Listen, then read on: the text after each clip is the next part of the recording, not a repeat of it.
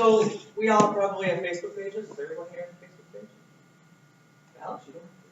I don't have Facebook page, but I have Facebook account and timeline and stuff, but it's not as a page because you can create own page. Well, I think so it's a little bit different than your personal and page because page is something else. I think this will still apply. I have several friends who, and Vince has been witness to this, who like to rant on Facebook.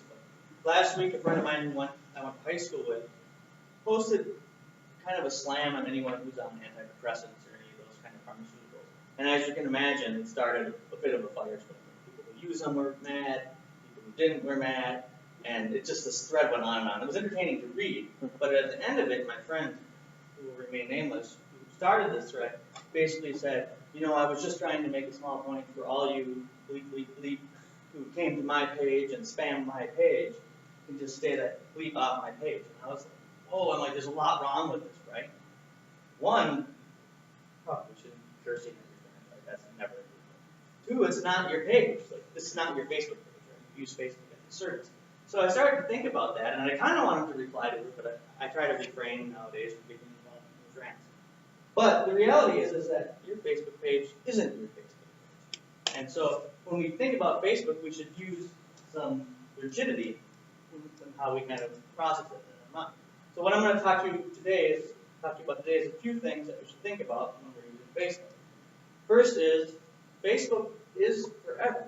Originally when Facebook came out, prior to 2009, you could delete your account, and if you kind of bothered them enough by email and communication, you could have all your stuff deleted. And in their terms and conditions, it basically said they wouldn't use any of your data after your account was removed. In 2009, they just removed that little line from the terms of service and created a bit of a firestorm, basically leaving all of your data there permanently. You remove your account, and they still have their claim to your data to use it for whatever they want. So anything you put on Facebook, anything you say on Facebook, as we know, they have access to, and it can be used for anything, marketing, sales, and as Snowden noted, other things. So Facebook is forever. It's not your page. You can't delete anything from it. Second, and this was actually, I didn't know this. I feel as a web developer, I probably should.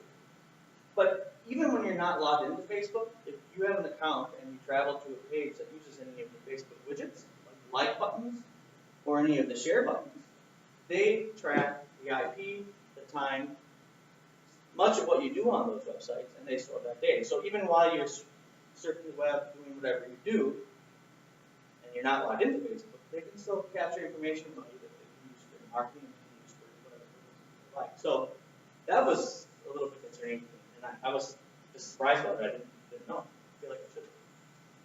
So they follow you around, they kind of watch you, kind of the big brother sort of thing. And another thing that I learned about, and I guess in 2013 when they released this, I noticed it.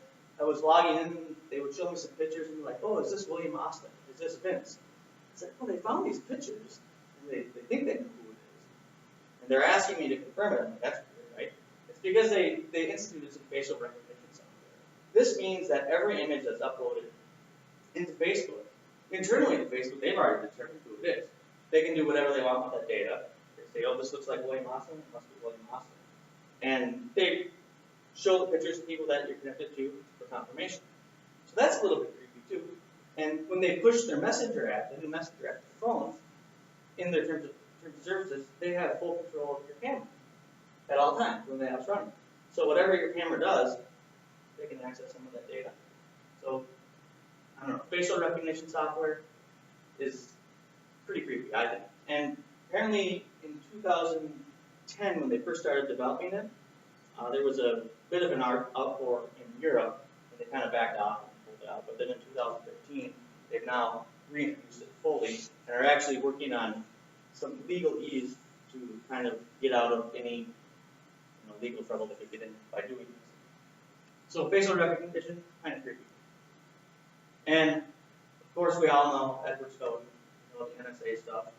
We know that the Obama administration has taken things from Facebook and other tech companies and use it to target via the IRS. I believe you can think about such things towards you. So anything you put onto Facebook, it basically people the government. Now everyone says, well, you didn't do anything wrong, but that's not really the point. Facebook, unlike Google and Twitter, prior to Snowden's release, would never release any information about government requests for data. It wasn't until Snowden came out that people even realized that Facebook was part of it. Facebook has since tried to, I think they've actually placed a lawsuit against the government to get access to release the requests for information so they could tell their users exactly what data was shared. But as of now, we don't know.